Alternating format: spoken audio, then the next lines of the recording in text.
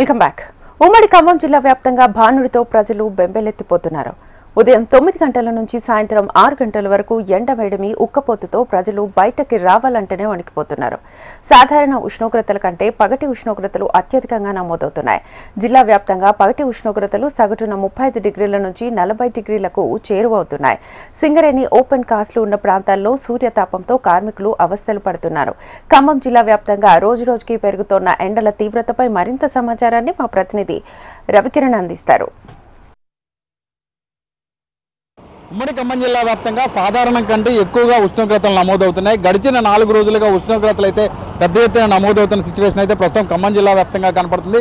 ఖమ్మం, భద్రాద్రి కొత్తగూడెం జిల్లాలో దాదాపుగా పగటి ఉష్ణోగ్రతలు 35 నుంచి 40 డిగ్రీల చెరువులో ఉష్ణోగ్రతలు నమోదవుతున్న సిచ్యువేషన్లో ప్రజలందరూ కూడా భయాందోళనకు గురవుతున్నారు.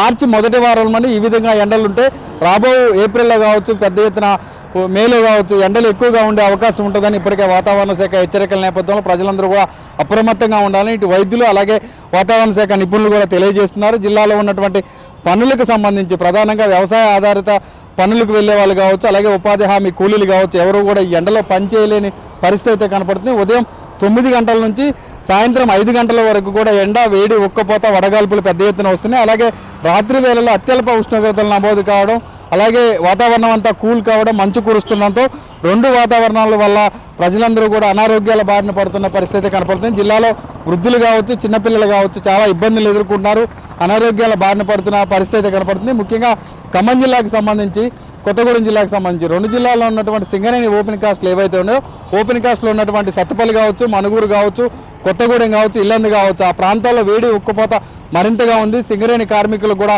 బయటికి వెళ్ళలేని సిచ్యువేషన్ అయితే ప్రస్తుతం కనపడుతుంది. వాళ్ళ పని నిమిత్తం అక్కడికి వెళ్ళిన వాళ్ళు పని చేయలేని పరిస్థితి కనపడుతుంది. వేడి ఉక్కపోతతో పాటు వడగాల్పులు కూడా పెరుగుతున్న దృష్ట్యా మార్చి మొదటి వారంలోనే ఇంతగా ఎండలు వస్తే 40 డిగ్రీల సెల్సియస్ చేరువలో వస్తే రాబో 2-3 నెలల్లో దాదాపు ఏప్రిల్, మేలో మరింతగా పెరిగే అవకాశం ఉన్నట్టుగా ఇప్పటికే వాతావరణ శాఖ హెచ్చరికలు జారీ చేసింది. ఈ నేపథ్యంలో పారిశ్రామిక ప్రాంతాల్లో కావచ్చు, అలాగే సింగరేణి ఓపెన్ కాస్ట్లు ఉన్నటువంటి ప్రాంతాల్లో ప్రజలైతే బెంబేలెత్తిపోతున్నారు. జిల్లా వ్యాప్తంగా పెద్ద ఎత్తున ఉష్ణోగ్రతలు అయితే పగటి ఉష్ణోగ్రతలు నమోదవుతున్నాయి. మరోవైపు జిల్లాలో ఉన్నటువంటి పారిశ్రామిక వాడల్లో పనికి వెళ్లే కూలీలు కూడా పనిచేయలేని పరిస్థితి అయితే నెలకొంది.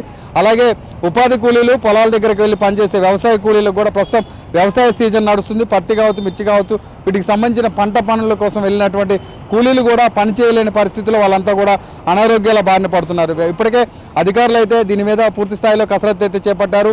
అన్ని చోట్ల కూడా వైద్య సిబ్బందిని కూడా ఏర్పాటు చేస్తున్నారు.